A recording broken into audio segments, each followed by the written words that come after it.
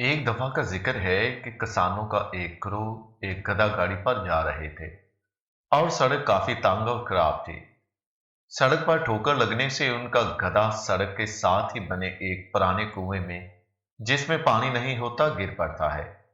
किसान सोचते हैं कि अब इसको कैसे निकाला जाए, लेकिन फिर एक किसान जिसका ये गधा होता है बोलता है कि वैसे भी गधा बहुत बूढ़ा हो चुका है, इसलिए अब बेहतर है कि हम इसको यहीं छोड़ दें।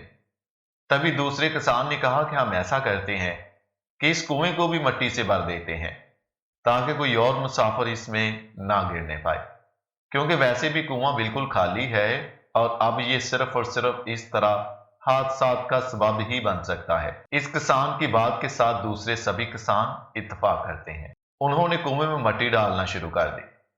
सारे किसान मगन होकर कुएं में मिट्टी डालते गए, लेकिन वो देखकर हैरान ही रह गए कि जैसे जैसे ये मिट्टी डालते हैं, गधा अपने ऊपर पड़ने वाली मिट्टी और कीचड़ को थोड़ा सा हिलाता है और फिर उसी के ऊपर खड़ा हो जाता है।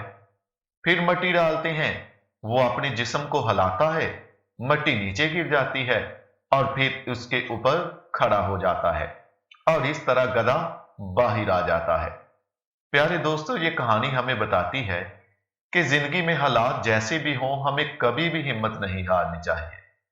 हो सकता है कि हमारे ऊपर भी कीचड़ उछालने वाले बहुत हों और हमारे किरदार को बहुत बुरे तरीके से जिल्लत आमेज बनाने की कोशिश की जाए, हमारे दामन को दागदार किया जाए, लेकिन हमें आगे बढ़ते रहना है, क्योंकि जिंदगी में आने वाली मुश्किलात पत्थरों की मानद होती हैं।